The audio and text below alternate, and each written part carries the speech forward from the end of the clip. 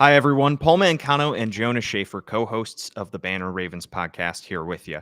In a bit, we're going to discuss the NFL's salary cap jump and the Ravens' offseason needs. But first, we need to touch on a new report from the Baltimore Banner that ran this past Sunday that 7 additional massage therapists have accused kicker Justin Tucker of inappropriate sexual behavior. Now, just a warning, this story does contain graphic descriptions that may not be suitable for all readers or listeners. Last month, the Banner reported that 6 women from 4 high-end Baltimore area spas and wellness centers say Tucker acted inappropriately during treatments from 2012 to 2016. They say his actions included repeatedly exposing himself, brushing them with his exposed penis, and in some instances, leaving what appeared to be ejaculate on the massage table. Shortly thereafter, 3 more massage therapists came forward with similar allegations, and now that total has reached 16 women with Sunday's report. 2 of the spas say Tucker's behavior was so egregious they banned him from returning. Now, Tucker has denied all wrongdoing, and his representatives have declined to comment on the new allegations. You can read this full story on thebaltimorebanner.com. And back in January, we had reporters Julie Sharper, Brenna Smith, and Justin Fenton on a podcast to give more insight into how this story was reported. But Jonas, we should talk about the follow-up piece that you and Gianna Hahn co-authored on thebaltimorebanner.com about what's next for the Ravens and what's next for Justin Tucker, because it's been exactly 3 weeks since that initial report came out. Jonas, what have the Ravens said about this situation, and what has the NFL said? There's not been a whole lot of dialogue, Paul, which is, I think, par for the course in cases like this and sensitive news stories like this. The Ravens, after we published that first story, so that they were aware of our story and that they take any allegations of this nature seriously and that they would continue to monitor the situation. We haven't got any comments from any Ravens officials. We do have the NFL scouting combine coming up next week. On Tuesday is the day when you typically talk to coaches and GMs. We'll see if John Harbaugh and Eric DeCosta are both talking. It might just be one. We haven't gotten the confirmed schedule for that. So that could be a particularly interesting situation. And then with the NFL, it's been pretty much the same kind of thing.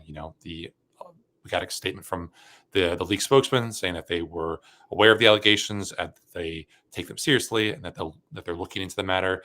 I guess the weirdness of the situation is probably best explained by the fact that the most extensive comments we've got from anyone of note in all this is from Roger Goodell, during the Super Bowl week, where he said that he was surprised about the allegations, but that there was a quote process for that.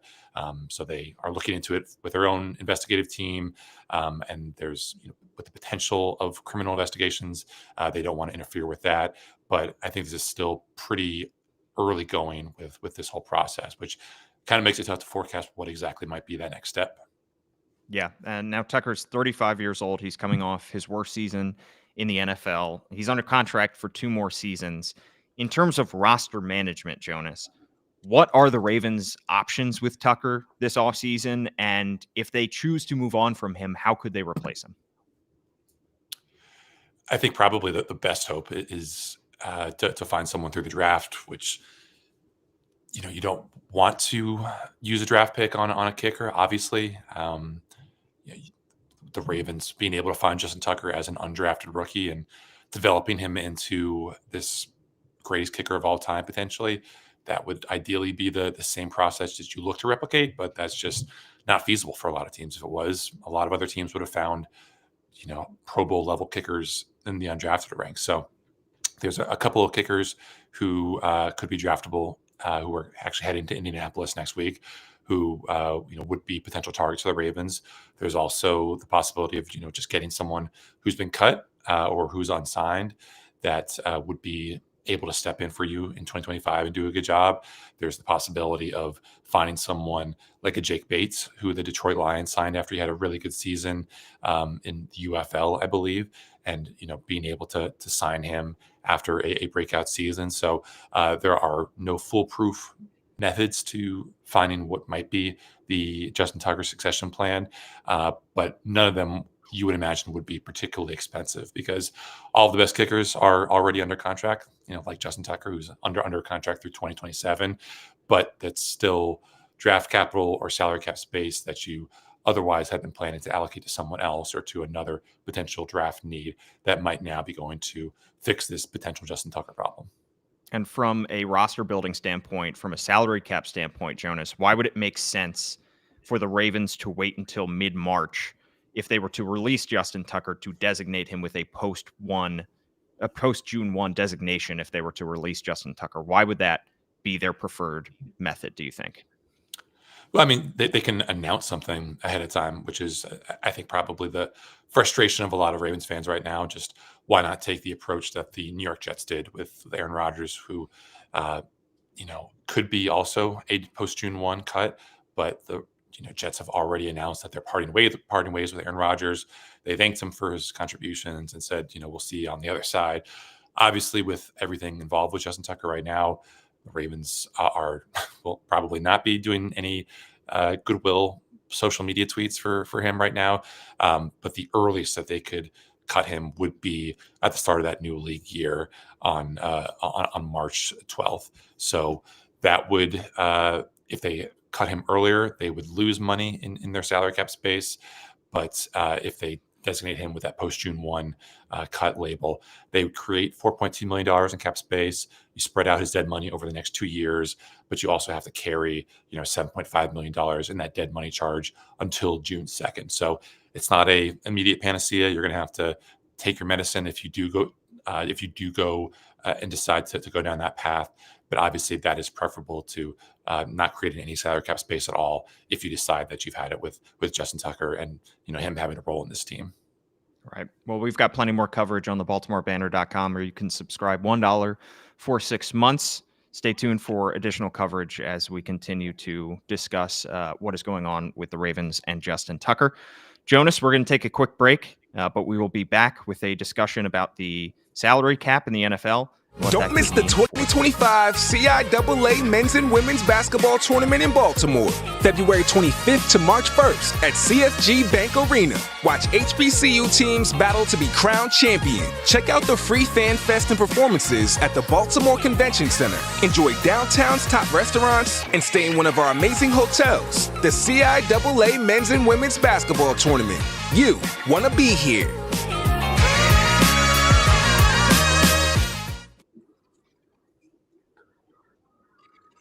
All right, Jonas, we are back here on the Banner Ravens podcast, and it's time to hand out our Who's Got It Better Than award. And it goes to GM Eric DeCosta for one reason, and that is that the salary cap is expanding, taking a massive jump. It had been reported from $255.4 million last year. It's jumping all the way up to between $277.5 million and $281.5 million. Jonas, that is critical for a team that is as close to the salary cap as the Ravens. It helps everybody in the NFL, but it helps the Ravens in particular. Yeah, I think your point about it helping and everyone in the NFL cannot be overstated. It was funny to look at the replies to the initial Dan Graziano tweet announcing it, to look at the quote tweets. I don't think I've ever seen something as unifying as the news that every single team in the NFL would have more money to spend. This is like, there's not an artist in the NFL that they could announce for the Super Bowl who would be received as warmly as this news that every other team has, maybe more than $5 million more to spend, because every team needs space. If you're the Patriots, who have the most salary cap space in the NFL, you have even more money to play with. If you're the Saints, who have are in salary cap hell, now you get a little bit of an easier kind of get out of jail free card. So it's good for the Ravens. Obviously, maybe you have more money now to swing a deal with Ronnie Stanley, but it's also good for everyone else. You think about a team like the Cincinnati Bengals, who whose owners have seemingly cried poor over their inability to pay for Trey Hendrickson and Jamar Chase and T. Higgins. The smarter media members there have pointed out that no, actually, even before this salary cap news dropped, that if they play their cards right, they definitely have a way to pay all three guys and have them be back on a potential Super Bowl contender. But now that you get this extra, $5 to $8 to $9 million more in space than you perhaps projected, there's even less excuse for you not being able to keep the band together. So it's good for the Ravens. It's good for the Bengals. It's good for the Patriots. It's good for the Saints. It's good for everyone. And it's good for the players. Obviously, if you have more money in that pool, more money in that pot, then you're probably going to get a nice little raise that you otherwise wouldn't get. So I'm sure the Ravens are happy, not being a team with a lot of salary cap space, but it's TBD on whether it benefits them more than some of their compatriots, whether they're in the cellar or they're in the over the basement. cap right now has the Ravens with $12.7 million roughly in salary cap space. That would put them 22nd in the league if you rank it from most salary cap space to least salary cap space. Can you just imagine being the Saints right now with they are $47 million over the cap and they have a bad team? I mean, the Ravens are comparatively sitting pretty, but obviously, they're down there in terms of having a lot of space to go out and spend, which is what happens when you have all these guys on your team that are eating up as much money as they are. All right. Word of the day, Jonas. I feel like we need to expand our vocabulary here on the show because Gianna Han has brought up how our word of the day is often just a basic word. We're not really increasing anybody's vocabulary. We're not really teaching anybody anything, and we're not learning ourselves. What do we do this podcast for if not to educate ourselves? So I've picked a word that had you ever heard of this word, Jonas? I certainly never had. I didn't even know how to pronounce it, so I'm probably going to butcher this. Desideratum? Nope. Desideratum. Desideratum, Jonas. Say that 3 times fast. Desideratum. The definition is something wanted or needed. And now it is first known usage back in 1645 to 1655 from the Latin, from the neuter past participle of desiderare, of course, as we all know. Now, this is a word that applies because the Ravens have a lot of offseason needs. We're going to draft the Ravens' offseason needs, position by position. We've come up with 12 positions. We're going to go back and forth, no snake draft, just back and forth, drafting what we think the Ravens should prioritize the most this spring and summer. Jonas, I will give you the first overall pick. Why don't you tell us who you think what position you think the Ravens should target the most this spring? I think it's got to be offensive tackle. Just you look at what happened with the Chiefs. You look at what happens to the bad Ravens teams of the past, where the Alejandro Villanueva Ravens who couldn't protect Lamar at all, and just every offensive possession felt like a slog. And a fun fact that I just made up, Paul, is that no Super Bowl team has ever won a Super Bowl with a first-year starter at left tackle. And who knows if that's true, but it definitely sounds like it could be. You just made it up? I don't you think that it's a possibility that something like that, like 95% of Super Bowl teams have had a guy who's at least played a single snap at left tackle, or I wonder how many guys have ever won who have ever won a Super Bowl with a first year starter at left tackle. And that would include the Ravens if it's Roger Rosengart moving over there, because obviously he was a first year starter at right tackle. And you think back to him being confident in his ability to switch to left tackle. Well, yeah, I mean, I guess he has that experience, but it's pretty much all the way back in high school, because when looking at the PFF data, he played, I think, a total of 3 snaps at left tackle over his career. And that's not a whole lot for him to be able to stand on from what he did at Washington. So either they bring back Ronnie Stanley, maybe they sign another free agent like Alaric Jackson, who I guess has been mentioned as a potentially cheaper, more economical alternative, who had a nice season for the LA Rams last year. Obviously there could be some nice guys back there at the end of the first round that they get who are able to step in right away. But certainly the bar for them to clear to be championship level pieces is pretty high. And we saw some guys that we talked about a lot on this pod last year, like, Tyler Guyton for the Dallas Cowboys, just not being able to put himself in a position where he was a viable piece of a championship level offensive line. And I think considering everything that the Ravens have gone through, that's definitely the biggest Yeah, I mean, consideration I here. think it's important to note that the reason that Roger Rosengarten played right tackle at Washington was because he was protecting Michael Penix's blind side. Michael Penix is a left-handed quarterback. I mean, I think he could do it in theory, but you are asking a guy in his second NFL season to make a big change and basically flip the way that he has operated for the past several years. That's a lot. And then you move Roger Rosengarten over to left tackle, then you've got a hole at right tackle. I mean, then you have a hole at the other spot. And I know it's not the blind side of Lamar Jackson, but that's still a pretty big hole to fill there. The tough part about this is it's hard to do better than Ronnie Stanley in free agency or in the draft when you're picking as late as you are picking. I mean, you're picking 27th overall. The odds that you're going to be able to find somebody who is a day one starter at either left tackle or right tackle are very small. And Ronnie Stanley's probably the number one tackle out there in free agency. So you can't really do much better if he walks. So that is why this is such a critical position. Obviously, we know keeping Lamar Jackson upright and healthy is by far the most important thing. Plus, think about how important Ronnie Stanley was in the run game this past season. It's just so critical that the Ravens find they either bring back Ronnie Stanley or they find somebody as good as him in order to replace him to make sure that position doesn't dip. All right, I have the second overall pick here, Jonas. You took tackle with your first pick. I'm going to go with cornerback. And the reasons I have quarterback so high is because Brandon Stevens is coming off let's be honest, nightmarish season, and he's a free agent. I don't think the Ravens are going to have too much desire to bring him back, considering how poorly he performed last year, how they decreased his role down the stretch. You have Marlon Humphrey coming back, who at this time last year we were talking about maybe being a cut candidate, and he went out and absolutely balled out, played like a top 10 cornerback in football. And you have Nate Wiggins, who's an ascending young player who's entering his second season.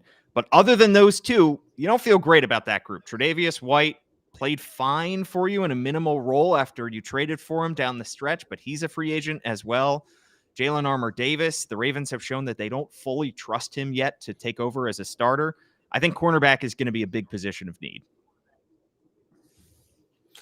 Yeah, and that's something that Eric DeCosta has invested in a lot because to him it's a greyhound position where guys tend to wear down and you tend to have some attrition. Obviously, that wasn't really the case this year. I mean, Nate Wiggins was healthy, Marlon Humphrey was healthy, Brandon Stevens was healthy. The real problems were with the depth, with Arthur Maulet being in and out of the lineup, with Jalen Armour-Davis again having some of those soft tissue injuries that have just been a problem for him all the year. TJ Tampa, who was Mr. Durable at Iowa State, just not being in a position where he could really get healthy after he had that I think early sports hernia surgery. So he's also, he's obviously an option who could be a guy who could step into that hole and fill the Brandon Stevens role. I mean, I think if they just get average play and you expect relatively stable production from Marlon Humphrey and from Nate Wiggins, then you should be good. I mean, Terry and Arnold, excuse me, was not a good cornerback for the Detroit Lions last year, but they got enough production from the pass rush and from the other guys in that secondary where that was still a top 5 pass defense group, I think, for a lot of the year. So you just need someone who's capable, who's not going to be a walking red flag the moment he steps out there onto the field. So I think cornerback is definitely an option. It's somewhere that they can look in the draft. It's somewhere they can look in-house. It wouldn't surprise me if they look at where they are standing at the end of that first round. There's a bunch of good options who could come in right away and be have a Nate Wiggins type impact. All right, who's your next pick, Jonas? This is a tough one. I think probably outside linebacker.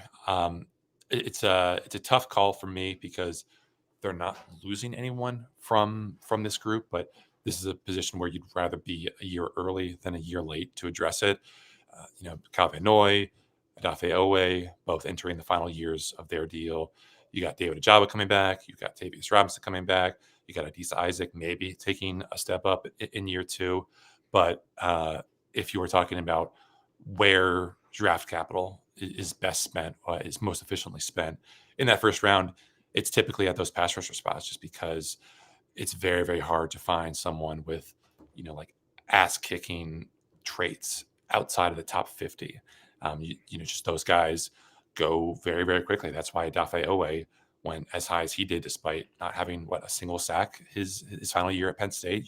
You need guys who are strong enough, fast enough, twitchy enough to be able to go. So even though this is more of a draft play than not, I think you have to be mindful that you don't want to find yourself in a situation where it's 2026 and you're counting on, Tavius Robinson coming off a 3-sack season, and David Ojabo is, another pending free agent, and you don't really know what you have in Adisa Isaac, because maybe there's another, the hamstring injuries that really hamstrung him this year continue to be an issue. So I think that's a position where continual reinvestment, like what we've seen the Eagles do, is probably a pretty prudent strategy. And the Ravens only sacked Josh Allen once in that playoff game against the Bills. I mean, we talked about how their sack totals were high, but it wasn't like their pressure rates were particularly high. And when it mattered most, they didn't really get home as often as they probably should have. So it'd be nice to get a dude there. I mean, Joey Bosa is probably going to get cut, it looks like, from the Chargers. I don't know if he has a whole lot left in the tank at 28, 29 years old, but would be nice to add somebody to that mix, whether it is drafting and hoping that the guy can develop, or bring in like a proven pass rusher like Khalil Mack if he's going to be available this offseason too. I think that's absolutely a position of need. Next up for me, Jonas, I'm going to go with guard, because I'm going to stick along that offensive line after, you took left tackle.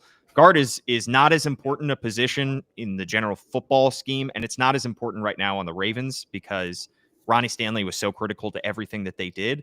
The Ravens obviously had a rotation at guard. They started with Andrew Voorhees. He gets hurt and then eventually doesn't make his way back in the lineup because Patrick McCary takes over there. McCary's a free agent. The Ravens could go back to Andrew Voorhees. I feel like that's a possibility. They could draft another guy for that spot. They could bring back Josh Jones and hope that he can play there. A lot of different ways that they can go, but sure would be nice if, especially considering it's no matter what you do, pretty much, unless you bring back Ronnie Stanley, you're going to have a question mark at one of the tackle spots. If you can shore up guard, that would go a long way to just making sure that that offensive line is functional next year. Yeah, I'm probably more optimistic about what this position could be for the Ravens next year, just because I believe in the power of young development, of youth development. Like, I think Voorhees was not especially good, early last year, but I think when he got his opportunity late, he was definitely fine. I think separate him another year from that ACL injury that he suffered, he should be even better. Even though obviously he is pretty old for someone who I guess is going to be going into year 3 in Baltimore, so maybe not as much high end ceiling potential than someone who might have been 3 or 4 years younger, just because of how long he spent at USC. But on the Daniel Faalele question, I guess I'm just optimistic that he is going to take another step forward. I don't know how big a step it will be, and that is going to be the thing that I'm sure is going to be keeping like a lot of Ravens fans up at night. Just, is this guy who looked overmatched at times, especially against the Eagles, is he really going to be a guy who could be an above average player? And I think probably people in the Ravens building would say he already is. Just look at the Pro Bowl votes, that kind of thing. But I don't know that he was the kind of force multiplier that you need and that you're going to need. Now that Patrick McCary is leaving. And I know people had their issues with him as well, but I think for the most part he was a solid piece. So you just hope that with another year of development, this guy who had not played guard at all, basically extensively until this past year, can be a really, really good player for you in 2025. But if he's not, then you're kind of back to the drawing board, because you're probably not going to be spending big money on a guard in free agency. And like the only real first round option for the Ravens at guard, might be a Tyler Booker out of Alabama, who could be, a top 15 pick. Maybe it's a Gray Zabel, I think, from North Dakota State. But again, the Ravens have been a little bit iffy on targeting guards or targeting players full stop from non-Power 5 programs. So not to say that they can't find a potential day 1 starter in the draft on day 2 or maybe early day 3, but it seems like for now their top options are those in-house guys who they're going to continue to hope for impressive Yeah, and development there's from. a chance they bring back Patrick McCary. I mean, before this past season, he was known as the handyman who could the jack of all trades who could just be slotted into pretty much all 5 offensive line spots if they absolutely needed him to. That's why he was so valuable. He's still pretty young for a free agent too. He's going to be 28 next year. But you tend to think that he's going to probably try to find like a starting guard spot somewhere in the NFL. And if he comes back to the Ravens, there's a chance maybe Andrew Voorhees overtakes him. There's a chance that he loses that spot. So he might be on his way out. What is your next position that you are drafting, Jonas?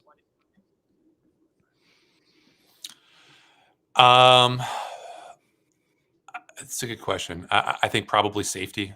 Let's just go with safety. Obviously, we thought that the Ravens would have a dynamic duo that would be paired for the long haul, with Marcus Williams being under contract for a couple more years, with Kyle Hamilton being on his rookie deal. But things happened. Marcus Williams fell off. Kyle Hamilton, got bounced around all. He did the damn thing wherever he lined up. So this is an indictment of him. But Ardarius Washington is a restricted free agent. It seems like the Ravens are going to bring him back. It's just a matter of at what cost. Maybe it's on more than a 1-year deal. Maybe it's an extension that they give to him.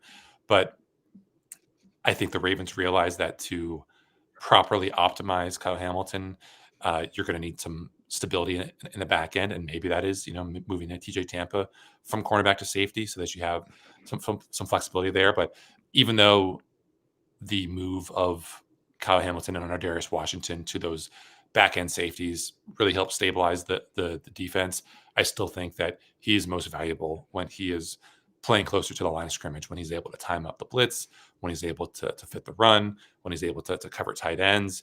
Obviously, I think Roquan Smith would definitely appreciate having the support of a shorter area zone defender to help whoever is next to him, whether that's Malik Harrison or Chris Board or Trent Simpson. So I think that if you can have another running mate with Kyle Hamilton and Ardarius Washington, then you can really be putting yourself in a situation where you're getting the most out of Kyle Hamilton's abundant talents. So I don't have safety that high, and I've heard a lot of other people. Ryan Mink is one good friend of the pod, former guest of the pod, who thinks that safety is a very important position for the Ravens to address this offseason.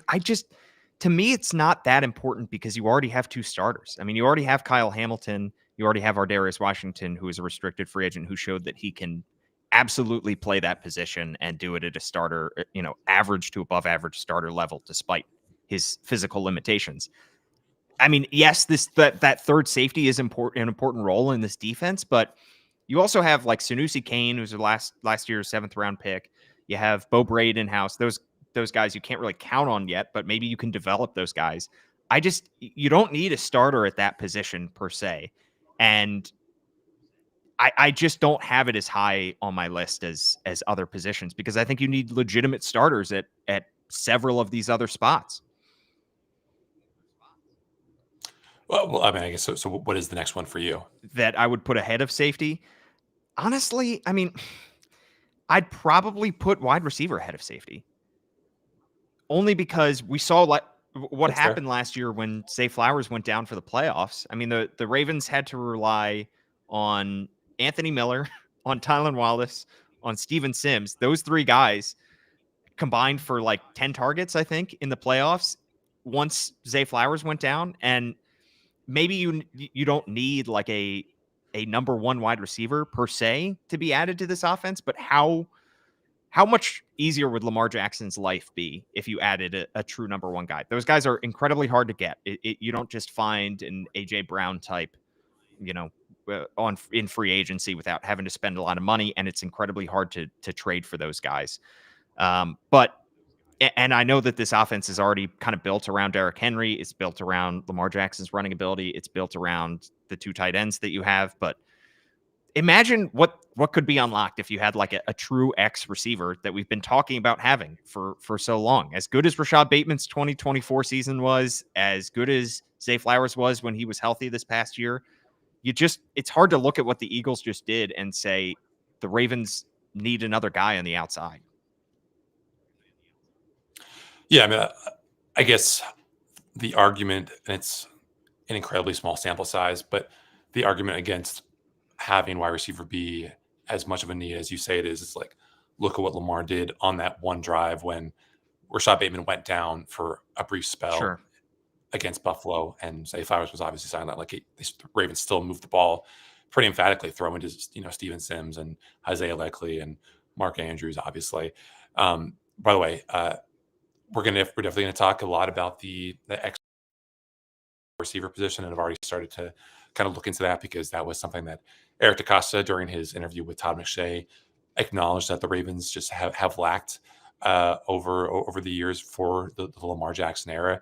I did some research. Do you want to guess the two teams that have basically thrown downfield, so 10 plus yards, the least to an X receiver or someone who's basically playing on an isolated side since I guess 20 or over the past 3 years? The two teams that have targeted X receivers the least on quote unquote downfield routes since 2022. I'm going to pick. So are the Ravens one of those teams? One of those Ravens are one of those teams. I don't know. I'm going to pick a bad team like the Panthers. I don't know. The literal opposite end of the spectrum. It's the Chiefs. Really? Well, that's another team that we just saw was hampered by their lack of elite talent on the outside. I mean, they might have gotten a guy in Xavier Worthy, but they've also won some Super Bowls. They have won some Super Bowls, but they also have Patrick Mahomes. And I know the Ravens have Lamar Jackson, but and they've also been able to get away with using Travis Kelce as that X receiver, which the Ravens have done similarly. Like, Mark Andrews has lined up as the X receiver more times than I'm sure some fans would like, but it's worked because it's not often like you're sending him all the way out to the sideline. It's those kind of reduced splits where he's able to work closer to the middle of the field. But certainly you would like to have a Jamar Chase or a T. Higgins or even a George Pickens, just someone who could be a ball winner in a way that the Ravens have not. Well, and where are the Eagles on that list? Because the Eagles just beat the Chiefs in the Super Bowl, and that was like the Chiefs' inability to move the ball in that game was the whole reason that they were thwarted, that they scored as few points as they did. I would bet that they would be very high. Yeah, I don't have it up here with me, but I would imagine that. I think there are multiple ways to build an offense. There are multiple ways to attack defenses downfield. We just haven't seen Lamar with that kind of guy, and it would be nice to see it. The Ravens took that 4th round shot on Devontae Walker last year. He caught exactly one pass for them last season, so sure he could develop into something, but it's hard to say that he could be anything more than a 200-yard wide receiver next year. So I would like to see them invest more in wide receiver, and that's why I have that position higher than safety. Jonas, what is your next position of need? Now we're getting into the tough parts. I guess I'm going to go with, I'm not sure. These are more luxury positions at this point. If they address these positions, it's nice, but the first 6 or however many we did are more absolute needs. But there are certain segments of Ravens Twitter that would argue that defensive line has to be a priority. So I guess I'll just go there.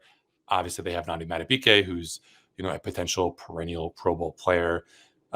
Travis Jones is, I believe, entering the 4th year of his contract. So that could be a situation where, again, you are looking to replenish the talent there. You've got some aging pieces in Michael Pierce. I guess the expectation is that he's going to be back for 2025, but we haven't really gotten confirmation on that. Brent Urban is, of course, in the twilight of his career. Broderick Washington is under contract for 2025, and I think maybe another year. Don't quote me on that, but he's not really a difference maker in the way that the Eagles have been able to find like really dynamic pieces pass rush wise. So it would be nice if the Ravens could find another guy to pair with Nandi Madubuike to be that interior penetrator. Obviously, those guys don't really grow on trees, so you're going to have to probably spend a 1st or 2nd round pick on someone like that. But we know how the Ravens, like to build their defense. They want guys who can stuff the run so that they can set themselves up for nice 2nd and longs, nice 3rd longs where they can pin their ears back and actually get after the passer. So I still think the Ravens should have a really good defensive line. They were one of the best run defenses of the NFL this year. There's not really any reason to believe that they're going to suddenly fall off next year, barring a spate of injuries. So I think it wouldn't surprise me if the Ravens made a move to take a first round defensive lineman. There's certainly a lot of really intriguing candidates in this draft pool, but I think for the most part they have to like where they are up front with the big uglies. I think that's probably the next position that I would draft. Like you said, it's one of those that you just have to put resources into every year, like whether you need that position or not. Shots on guys just to make sure that you have enough depth there. I mean, look at the Super Bowl champs, as we mentioned. Like Milton Williams was late day 2 pick, early day 3 pick. He ended up being a guy for them, and now is going to hit free agency and make a whole lot of money. So that's a position that if you hit on, you can get a very impact player. Next up for me, I'm going to go with inside linebacker because of the Trenton Simpson experiment and just how poorly that turned out in the second half of the season. They obviously start the 2024 season saying he's the heir apparent to Patrick Queen, and it didn't quite work out that way. Essentially, from the Steelers game onward, that's when Trenton Simpson started to hit the bench. That's when they started to go with a rotation there at inside linebacker. We saw Chris Board, we saw Malik Harrison, we saw Christian Welch. All those guys got action next to Roquan Smith, and all 3 of those guys now are hitting free agency. They played a combined 557 defensive snaps. That's about 100 fewer defensive snaps than Trenton Simpson. Maybe Trenton Simpson takes that leap this year. I know the Ravens are hoping so. I know that he is driven to. I know that he's got the work ethic to do it. It's just a matter of whether he can take that leap, and it's a question mark. So whether they bring back Malik Harrison, whether they try to find a more veteran bona fide starter and let Trenton Simpson learn for another year, or just abandon the idea of him as a starter entirely, I think the Ravens need to get, at the very least, more bodies at that position. Yeah, and I think having Roquan be the big brother for whoever's next to him, is enough of a band-aid to help you get by. I mean, the Ravens had statistically one of the NFL's best defenses over the second half of that season, with a just rotating cast of characters, whether it was Chris Board sometimes, Malik Harrison sometimes just there wasn't a second inside linebacker on the field. So I think you're probably comfortable as long as you know that Roquan is up to his game. And obviously the change at that inside linebackers coach position could be something that helps the Ravens. Mark DeLeon just lasted the 1 year in Baltimore. They bring in Tyler Santucci, I believe is his full name, from Georgia Tech. So we'll see what kind of effect that has on the Ravens and everything like that. But I guess the next question for me, as I look through these 4 remaining options, is kicker and backup quarterback. I think are probably equally pressing issues, equally pressing. I just don't know which is the more urgent issue. So I'm going to go with kicker for the next pick, just because it's a situation where the Ravens special teams were not very good this year, and a lot of that had to do with Justin Tucker missing a lot of kicks. I mean, obviously they need to find a viable, potentially long-term answer at the return spots. That definitely helped drag down some of those metrics for the Ravens. But for as many points as we expect the Ravens to score, for as many times as we expect the Ravens to be in field goal range, and given the uncertain future of one Justin Tucker, it probably makes sense for the Ravens and Eric DeCosta to throw your money around, to throw your draft capital around and find an heir apparent. Because even if Justin Tucker wasn't dealing with what he's dealing with right now, he didn't have the best 2024, and the Ravens probably would have looked to bring in some competition nonetheless. Yeah, he's, like we said earlier in the show, I mean, he's 35. He's got those 2 more years under contract, but it's hard to know what the Ravens are going to do, given the fact that we really haven't heard a whole lot from them since the Banner began this investigation on him. So do be determined. We'll find out more as to the future of Justin Tucker in the coming weeks and months. All right, so we have 3 positions left now that we need to draft. Jonas, I'm going to go with my next pick with quarterback, with backup quarterback. I'm not quite looking to replace Lamar Jackson, but I am looking at the backup spot. because the Ravens have Josh Johnson hitting free agency, who is going to be 38 years old. I know they love him as a mentor, a coach on the field, so to speak. If Lamar Jackson were to get knocked out of any game, do you feel great about 38-year-old Josh Johnson? I certainly don't. I mean, it would be nice to bring him back if he wants to come back and be a good guy in that quarterback's room, but would like to upgrade that spot. I said that last offseason. It ended up not mattering whatsoever because Lamar stayed healthy for the entire season, and it didn't come into play.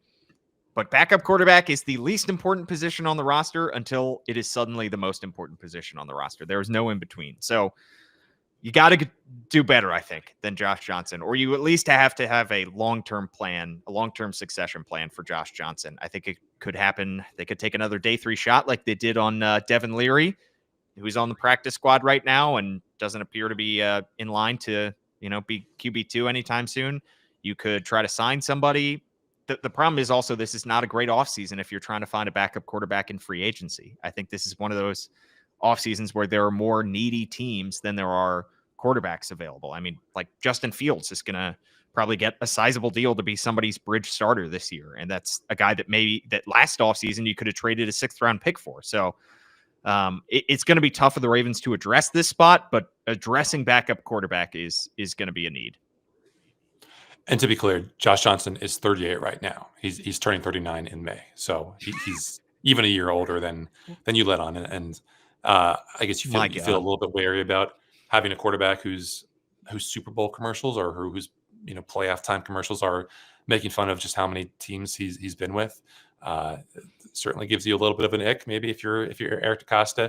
And you look at what, again, not to I think we already made light of this fact, but how a lot of what the Ravens should do is continue to model themselves after what the Eagles have done. And obviously there's a lot of overlap between what those front offices have looked to do. But, the Eagles have spent some good money, some good draft capital on the quarterback position. When they drafted Jalen Hurts, when they already had what they thought might be a sure thing in Carson Wentz, and Carson Wentz, flames out. Jalen Hurts turns out to be more than just a 2nd round pick, potential backup. He turns out to be a franchise quarterback.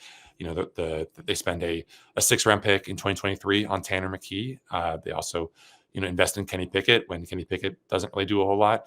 They turn to Tanner McKee, and Tanner McKee does some promising things. And maybe he is, a nice, cheap QB2 for the next 2 years there in Philly, which is important because they're spending so much money on a lot of other guys. So don't feel great about Devin Leary. Probably unsurprising for me to find out that Devin Leary was the worst graded passer in the preseason last year, according to PFF. Like 53 guys with, I think, at least 30 dropbacks, and he was quarterback 53. So he's not especially young for a second-year quarterback. So there's not even really a whole lot of hope for, a guy being able to suddenly figure it out just because of a lack of reps. He's been around the block a couple times. We know he's got the arm strength, but you still want to see more. So it would not surprise me if the Ravens, spend one of those, middle day 3 comp picks on a quarterback. I don't know how many guys that would be potential answers are going to be available there just because of how juiced up this quarterback market is. And everyone is going to be, reaching on guys a round or 2 early, whether that's at the top of the 1st or the 3rd round or the 4th round. So the Ravens are going to have to make some decisions about just how much they trust Josh Johnson and how early they're willing to commit resources to finding his potential replacement. Jonas, none of this would be an issue if they had just drafted Joe Milton, my guy from Tennessee, like the Patriots did last year, or Michael Pratt, who's drafted by the Green Bay Packers. Those guys I believe in. I don't believe in Devin Leary right now. Nobody loves Pratt scouting. Last year? I have no idea. I don't think so. I think he ended up being QB3 for them because they had somebody else in front of him. Didn't they have Malik Willis in front of him? Look, I am at some point this offseason, Jonas, I'm going to release my backup quarterback rankings. And where the Ravens stand on that list, to me, is going to determine their future in 2025. You know that I love having a backup quarterback conversation. So I'll have the quarterback scouted in this draft. Don't you worry. Yeah, I'm gonna be busy that day, Paul. So it's gonna be you and Gianna talking about that. It's just gonna be a solo pod. For rounding this up, we've got only running back and tight end left. I'm going with tight end here. It was interesting that friend of the pod, Gordon McGinnis of PFF, said that he wouldn't be surprised or uh, wouldn't be mad if the Ravens invested a earlier than expected pick in a running back. To me, that's a little bit of gilding the lily. I think you obviously have a stud in Derrick Henry. I think you've got a really nice RB2 in Justice Hill. Keaton Mitchell is going to be a year removed from that devastating knee injury. You expect him to have some of that 2023 juice back, and then even Rasheen Ali. When I did the Ravens 2024 rookie review that's up on the Baltimore Banner right now, like he had really good metrics, and he only had 10 carries, but I think I really liked what I saw from those 10 carries. And even if he is only a special teams guy this year, then I still think that's a worthwhile contribution. So obviously the Ravens are going to do best player available. If for some reason it's like the late second round, or and like maybe someone like Omarion Hampton, who's getting a lot of hype as a really stud running back out of North Carolina, is available, maybe the Ravens can't resist and they invest in him because they see him as a potential franchise back. But I just don't see a whole lot of need for the Ravens to address this running back spot. So I'm gonna go with tight end. And obviously we don't know what the Mark Andrews future is, but you're certainly expecting one of Charlie Kohler and Isaiah Likely to be able to sign the long-term deal, to be a guy whose contract takes them beyond 2025, because obviously Mark, Isaiah, and Charlie are all entering those potential walk years. And that doesn't even mention the Patrick Ricard of it all, where he's of course a pending free agent and the Ravens would like to have him back, and he would also like to be back. So that's a situation where the Ravens could find themselves in a bit of a dicey roster situation, just because of how soon all those contracts are set to expire. But for right now, it's got to be one of the best tight end rooms in the NFL, if not the best. Yeah, and how they address that position this offseason and next offseason is going to be fascinating, because at the end of season press conference, Eric DeCosta basically punted on it and said, we're not going to have to make a decision on either of those guys, on any of those three guys this winter or this offseason. So to me, that tells me that if they're true to their word, they're going to be waiting. They're not going to be extending Isaiah Likely or Mark Andrews this summer. And that could be good for them, because you get to see who ends up having the best 2025 and you try to sign that guy. But it also could come back to bite you, because what if Isaiah Likely has an outstanding breakout season, has like 800, 900 receiving yards, and then all of a sudden he hits free agency and you're not able to get him back because he's viewed as a legitimate, Pro Bowl caliber tight end. So the way the Ravens play that tight end spot is going to be interesting. If they are indeed punting, then we'll wait to see how it plays out until next year.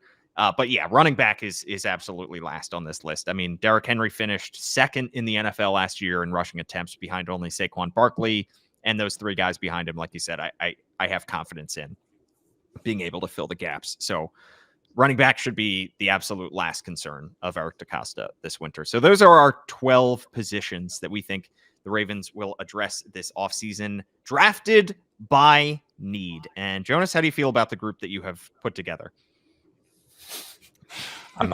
It's not something I'm going to brag to my friends about. It's just something that we did for a stupid little exercise.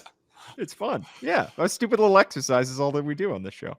How many of these spots do you think, of the 12 that we listed, do you think the Ravens need to find a legitimate, to either bring back in terms of re-signing, or to find a replacement for a legitimate starter at these spots? How many of these 12? Offensive tackle is one, obviously, with Ronnie's future being uncertain. Cornerback is another, with Brandon Stevens going out the door. I guess kicker is potentially going to be one. But there aren't a whole lot of other super pressing needs. If you expect that some of the guys who are waiting in the wings might be able to fill spots at inside linebacker or guard, obviously, if you say wide receiver, then you're counting on the Ravens doing a lot more 11 personnel and 3 and 4 wide receiver sets than I probably am. So I think, you compare the Ravens' needs to what other teams around the NFL are having to deal with. I mean, like the Chiefs have so many needs to fill with guys set to hit free agency, and very, very good guys at that. So, when you kind of lay it out like this and you say the Ravens have 12 needs, it can feel a little bit bleak for the Ravens Super Bowl chances, but there are a lot of teams who are less talented and have even more problems than the Ravens do. So I know it's kind of tough to step outside the Ravens bubble and just consider where they are relative to the rest of the NFL and the rest of the NFL's Super Bowl contenders. But I think you've got to feel pretty good about where this group stands, assuming that good health can sustain itself. Yeah, this is a team that still is loaded with stars. They may be a little bit top heavy in terms of how they've, put their money out there, but at the same time, they still have bona fide starters at a ton of spots. Left tackle is obviously the number one. That is going to say a lot about how they intend to build this team and how good their chances are going to be to get to the Super Bowl next year. But like you said, relative to the rest of the league, the Ravens are in a good spot. It's just focusing on left tackle, the corner, focusing on cornerback, and then filling out the roster with the rest of the guys. Let's get another quick word from our sponsor. Don't miss the 2025 CIAA Men's and Women's Basketball Tournament in Baltimore, February 25th to March 1st at CFG Bank Arena. Watch HBCU teams battle to be crowned champion. Check out the free fan fest and performances at the Baltimore Convention Center. Enjoy downtown's top restaurants and stay in one of our amazing hotels. The CIAA Men's and Women's Basketball Tournament. You want to be here.